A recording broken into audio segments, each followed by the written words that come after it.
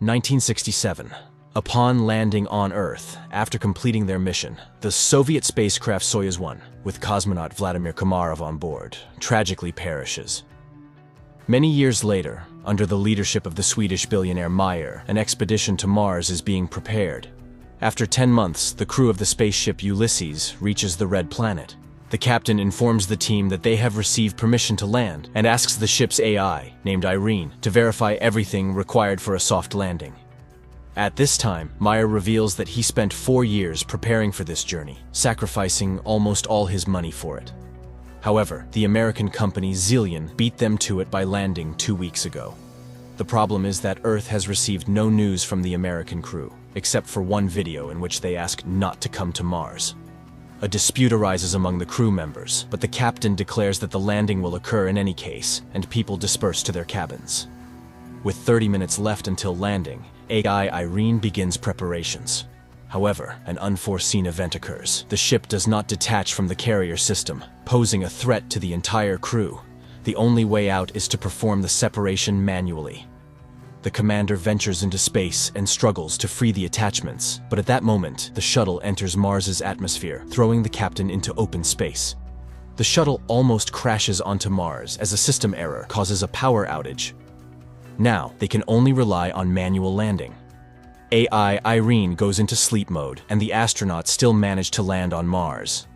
They succeeded, but their fuel is depleted, and Irene does not restart. Without the onboard computer and life support system, they have only a day to survive. Alessandra mourns her deceased husband when she sees a figure in a spacesuit through the window. After diagnosing the ship, it becomes apparent that too much fuel was consumed during the landing, and now the ship cannot return to orbit. The only option is to wait for the solar panels to power the generators, but there's a storm on the surface, and it will take 2 days, time they don't have. At this point, Simon mentions the American ship Zeta 1, which beat them by 2 weeks. It likely crashed, but there are probably batteries left.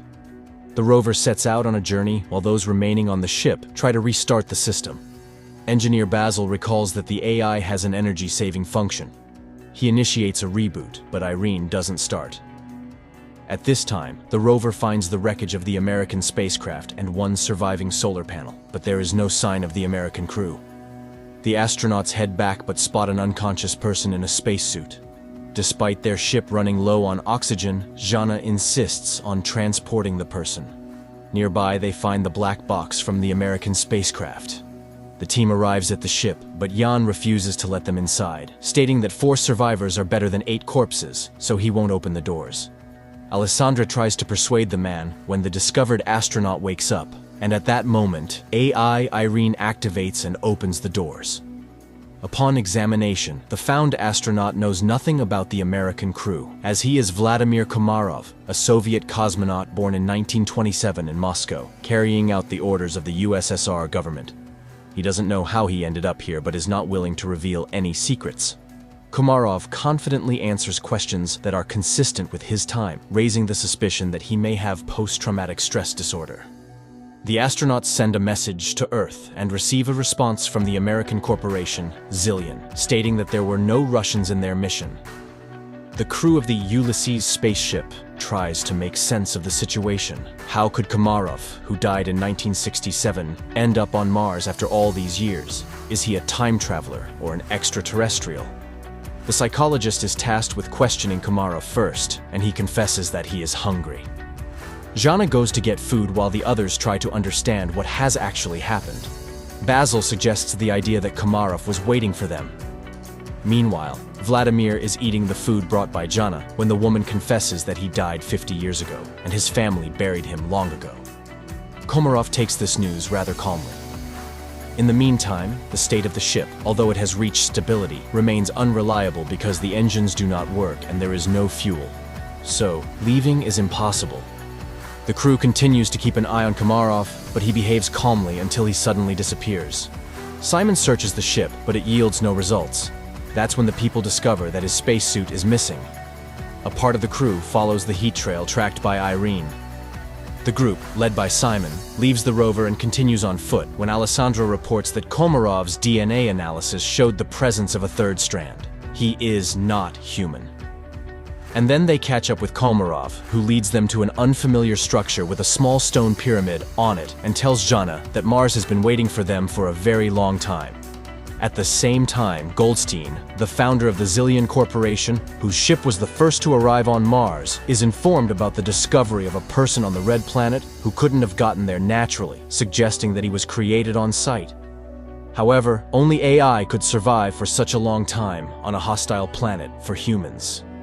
This implies the need for further study. Meanwhile, Komarov cannot explain how he opened the door and found himself in the location where they discovered him. AI, Irene conducts an analysis of the structure and determines that it is identical to Earth structures from ancient civilizations. It means that someone was inspired by human civilization, or humans borrowed these elements from extraterrestrials. The ship's crew increasingly ponders whether they will be able to return home when they notice the landing of Goldstein's second ship. Soon, the captain of the ship, Gemma, establishes contact and promises to help them return to Earth. However, Meyer does not trust Goldstein and advises hiding Komarov from competitors. Jana brings Komarov a uniform so that he does not stand out when the visitors arrive, and he requests that they trust him. Shortly, two armed military personnel, Edward and Adam, arrive on their ship and behave rather aggressively. Edward demands that they hand over the black box from the Zeta-1 ship and, not hearing agreement, orders his partner to search the ship. Meyer hands over the found black box and they depart. Meanwhile, chemist Eva reports that the stone found on Mars consists of an alloy that does not exist on Earth. However, it is known from ancient sources and was once called orichalcum, the metal of Atlantis. In addition to copper, zinc, nickel, and iron, it contains a third strand of DNA, similar to Komarov's. Meyer warns that if Goldstein learns about this, he will take the cosmonaut back. The crew is divided into those willing to exchange him for fuel and those who are willing to stay but want to know the truth. Jana invites Vladimir into her cabin and asks for permission to use hypnosis. He agrees, and the psychologist begins her work. The rest of the crew listens to the conversation via transmission. However, Komarov only shares the final moments on the Soyuz spacecraft before its demise. During this time, Gemma and Alan arrive on the ship and apologize for the actions of the military, and express their readiness to help fix all the malfunctions. Jana remembers her conversation with Komarov, who laments the future of Earth due to humanity's irresponsible behavior. In the meantime, it is revealed that the billionaire Meyer did not plan the flight just for the sake of it. 4 years ago, the rover sent a photo to Earth of the found stele, and he confesses that they found a stone with unknown DNA. Gemma explains that it's an information storage system that can be rewritten. Upon hearing these words, AI Irene activates and deciphers the message on the stone. It's a series of numbers. At this time, the hesitant Jan leads a mutiny. He doesn't trust Meyer, who warned them about Zillion. But now, the Americans have come to their aid, and their leader, as it turns out, concealed the true purpose of the flight. He is ready to switch sides to Goldstein, who is willing to do whatever it takes to combat his terminal illness. Later, engineer Basil informs Meyer that Komarov is the same kind of program as the stone they found. But the most crucial revelation is that he deciphered a copy of the black box from Zeta-1, which shows that the oxygen on the ship was cut off at the moment when one of the Americans struck Komarov. This means he was there. He also activated AI Irene when he boarded their ship. After the conversation, Meyer shows Jana the photos they received 4 years ago from Mars, which, when decrypted, revealed Jana's face. This is why he brought her on the expedition. The woman is disappointed. Meyer played everyone. Suddenly, she sees herself in her father's house, where Komarov tells her that she is the link between Mars and Earth. He has been waiting for her for thousands of years, and now he will prepare her to make a difficult decision.